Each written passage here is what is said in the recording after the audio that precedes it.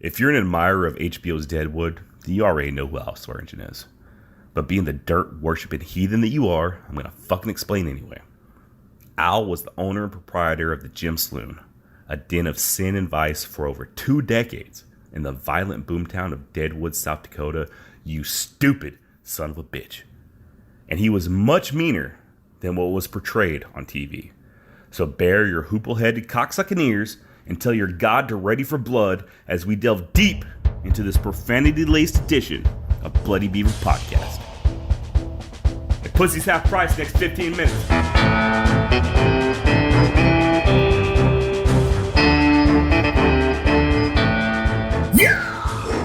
Ellis Albert Swearengen was born on July 8, 1845 in Oskaloosa, Iowa. He was one of 8 children born to Daniel and Keziah Swearengen, a farming family. And unlike the grizzled Al of HBO's Deadwood, the real-life Swearengen would have only been about 31 at the time the series starts, whereas the awesome Ian McShane was already 62, an age in which the real Al Swearengen would never live to see.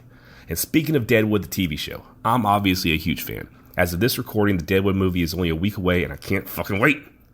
If you've never watched HBO's Deadwood, then this episode might contain a few spoilers. But, tough titty.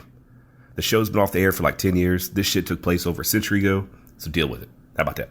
However, if you are listening to this because you're a fan of the TV show and you don't know that much about the real-life history behind Deadwood, it will contain potential spoilers, both about Al's life after the series ends and the storylines that could possibly be revealed in the upcoming movie.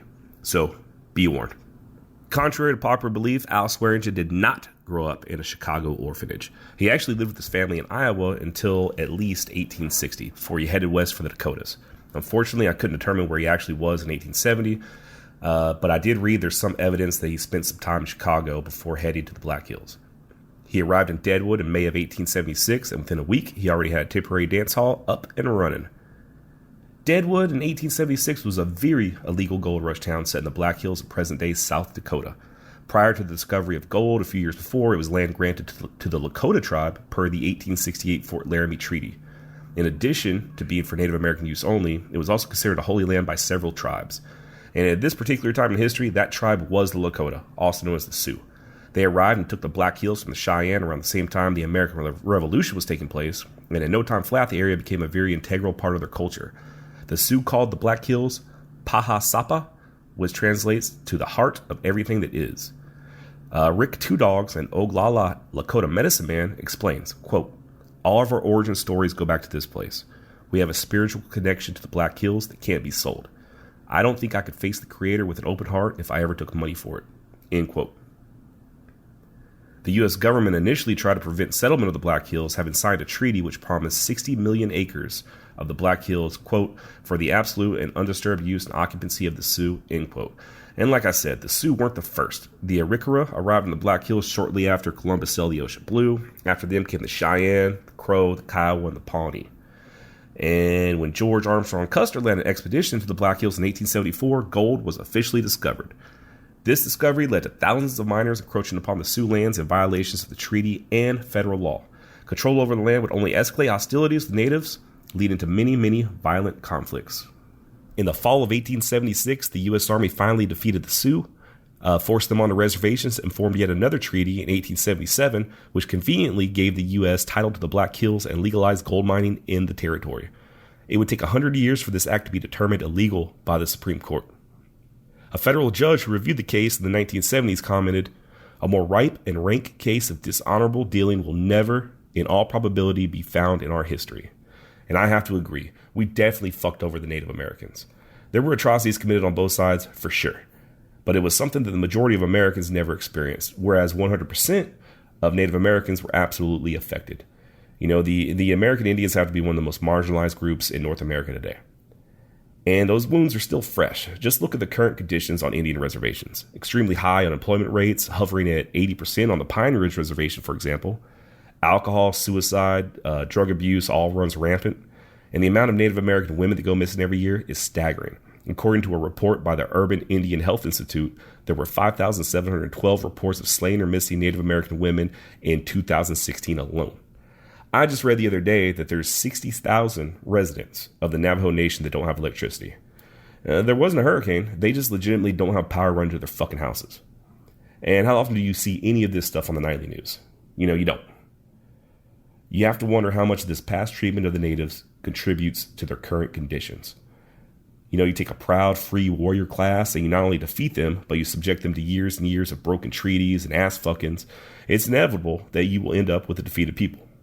It's hard to pull yourselves up from the bootstraps when those straps have been cut repeatedly over and over and over again. Anyway, back to Deadwood. Now that we got those pesky engines out of the way, several boom towns were established, including Custer City, Lead, and our very own Deadwood. So to make a long story short, there's gold in them Nar Hills, and we are some greedy motherfuckers. Deadwood's population quickly exploded to around 5,000 people.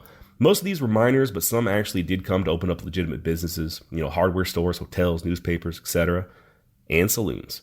Can't forget about the saloons. Mining's hard work. You're up in the hills for weeks at a time, slogging through freezing creeks and rivers, stooped over, sluicing through sand, trying to find a hint of that color, always on guard against hostile Native Americans, roving outlaws. Finally, you get a little bit of gold dust and head into town. What do? Well, we actually do know what most miners in Deadwood did.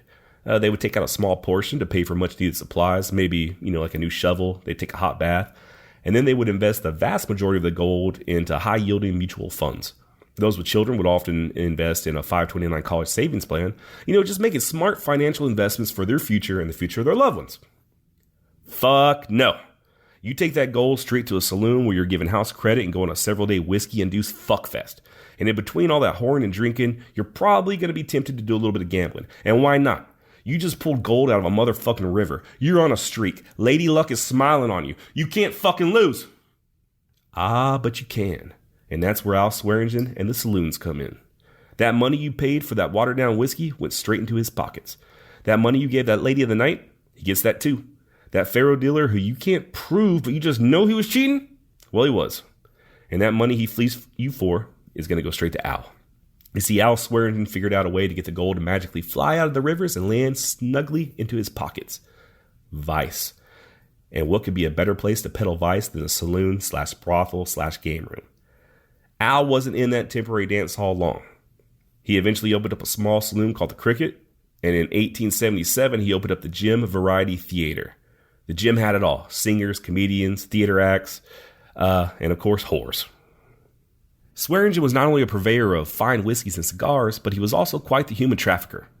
He lured destitute women from back east with promises of waitress or stage performance jobs, pay their way to Deadwood, and then turn them out as soon as they arrived at the gym. The ladies were forced to spread their legs under the threat of violence, and Al was notoriously cruel to his women. So were Dan Doherty and Johnny Burns, Al's henchmen. Yep, those are real-life guys. They didn't exactly handle these ladies with kid gloves either. Dan was officially the saloon's manager, and Johnny was said to be in charge of the ladies. Prostitution in the Old West is nothing like what's shown in Western movies today. Much like modern-day prostitution, most of these women were broken, addicted to drugs and or alcohol, selling their bodies out of pure desperation or because they're being forced to by a pimp. And they rarely make any money before dying early of either suicide, overdose, or disease. Gonorrhea, syphilis, chlamydia, all potential fatal maladies ran rampant during the 19th century. An 1865 hospital report out of Idaho stated that 1 out of every 7 patients was suffering from venereal disease. Botched abortions and murder rounded out the number of ways these women died while working as prostitutes. And let's talk about hygiene for a minute. I mentioned earlier that these miners would come to town looking for a little relief after weeks of laboring for gold. You think they just took the time to bathe before visiting a brothel? Imagine you're one of these prostitutes. Your eyes closed and skirt pulled up over your waist as a rank and rotten smell invades your nostrils. A dirty miner grunts and thrusts his dirty cheesecake dick inside of you. His hands haven't been washed in God knows how long. Dirt and dry blood under his hun-cut fingernails. Days-old food dried and stuck in his beard, a beard that's stained by tobacco, spit, and God knows what else. Teeth that have never known a toothbrush. Never been flossed. Underarms that have never been exposed to deodorant. The flea-infested clothes he's wearing haven't been washed in weeks, if ever. Oh, and he's your 5th customer of the night. Not quite as glamorous as Westworld, huh? I'm going to go out on a limb and say that oral sex probably wasn't that popular back in those days. No wonder so many of these women committed suicide or became drug addicts. I'd have to get pretty damn loaded myself if I knew I was going to be repeatedly bent over on a nightly basis. But this was the business Al was in, and business was a booming.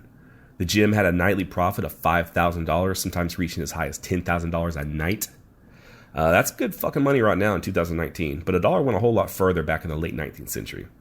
I pulled out my old trusty inflation calculator. I got one of those. And holy shit, $5,000 in 1890 is roughly the equivalent to $130,000 now.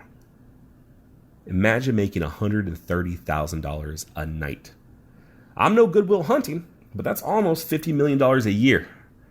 If you're anything like me, you have to wonder if this is even an accurate number. I don't know where they pulled this number from. I don't know if it's true. It seems like an impossible amount of money to make off selling booze and broads. Who knows? All I know is this. It was a boomtown. $5,000 a night, or not, one thing's for sure. Al was bringing in the bacon. The gym would burn down twice, and each time Al would rebuild from the ground up with an even bigger and better theater. It wasn't all just whiskey, whores, and gambling, though. With vice comes violence. And in Deadwood, there was plenty of violence to go around, especially in Al's joint. Although popular, the gym quickly gained a reputation as a violent saloon where gunshots whizzing through its interior became commonplace. Sometimes aimed between men in drunken fights, the bullets were just as likely to be aimed at the girls themselves. Why were people getting away with so much violence and mayhem? Where was law enforcement? Well, first of all, when Deadwood was established, there was no law enforcement. There wasn't even any law. It was an illegal town on illegal land. Any law you wanted enforced, you had to enforce yourself with the barrel of your gun or your own two fists. And even for these rowdy men, the violence was getting out of control. The camp soon organized what they called a miners' court to appoint various positions, one being a marshal. Contrary to HBO's Deadwood, Seth Bullock was not the first marshal. There were actually two before him. But much like HBO's Deadwood, Seth Bullock was a very no-nonsense, law and order type of guy. And if anybody was capable of taming a lawless town, it was him. And he did just that, bringing stability to most of Deadwood.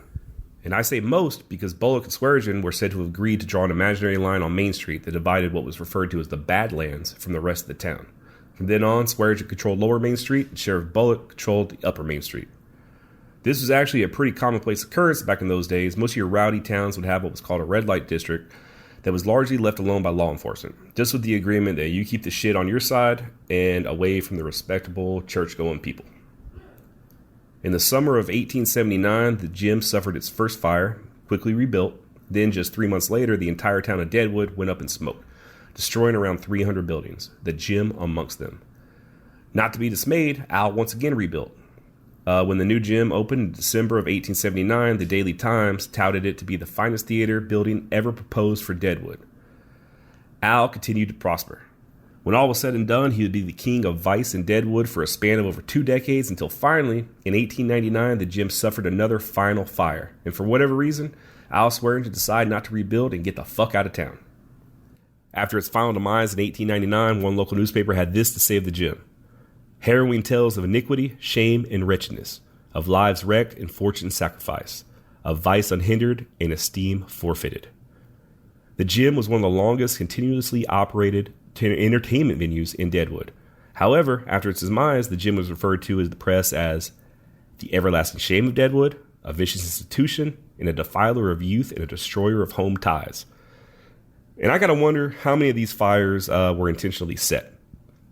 I know we're talking over a century ago. There wasn't exactly fire codes back in those days, but Al was shady as fuck.